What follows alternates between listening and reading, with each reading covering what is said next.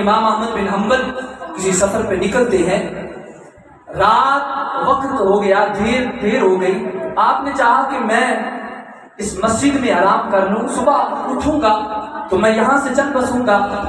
تو جب نماز پڑھی گئی، نماز عشاء ہو گئی، تو خادم آ گیا، وہ کہنے لگا جناب یہاں پہ ٹھہرنے کی اجازت نہیں ہے، آپ یہاں سے چلے جائیں۔ امام فرماتے ہیں میں بڑا پریشان ہوا، آپ نے اپنا تعارف نہیں کروایا۔ تو اس نے کہا حضور نہیں، آپ چلے جائیں۔ آپ فرماتے ہیں اسی کشمکش میں ایک نان بھائی روٹیاں پکانے والا، اس نے یہ معاملہ دیکھا نا، اس نے کہا حضور آپ میرے گھر میں جو ہے وہ تشریف لے آئیں اور آپ میرے گھر میں رہیں، رات میرے گھر میں بسر کر لیں، میری دکان پہ رات بسر کر لیں۔ امام احمد فرماتے ہیں کہ جب میں رات کو اس کے وقت پاس ٹھہرا تو میں نے بڑا عجیب منظر دیکھا۔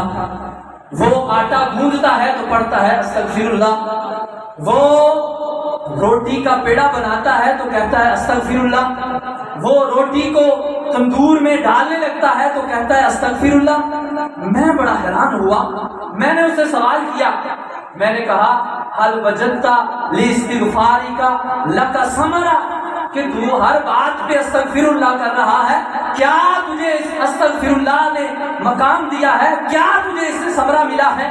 تو آگے سے وہ کہنے لگا حضور میں نے جو دعا کی ہے ما دعوت دعوتا الا اجیبت، کہا حضور میں نے جو بھی دعا کی ہے اس استغفر اللہ کہنے کی بدولت رب کائنات نے میری ہر دعا کو قبول فرمایا ہے۔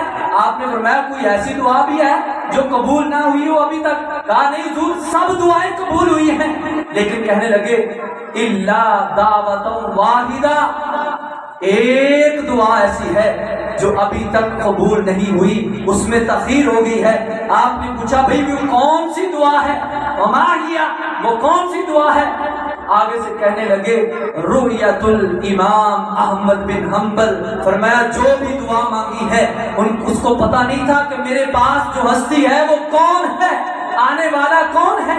کہا حضور ساری دعائیں قبول ہوئی ہیں، اللہ نے مجھے ہر دعا کا صلہ دیا ہے، ہر دعا قبول ہوئی ہے، لیکن ایک دعا باقی ہے۔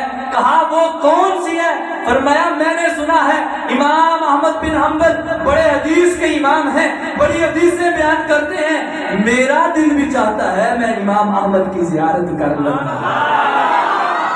یہ میں نے دعا مانگی ہے، آج تک ابھی قبول نہیں ہوئی، میری ساری دعائیں قبول ہو گئی ہیں۔ آپ کھڑے ہوئے سینے سے لگایا، فرمایا او نان بھائی تیری یہ دعا بھی قبول ہوگی، میں ہی احمد بن حنبل ہوں۔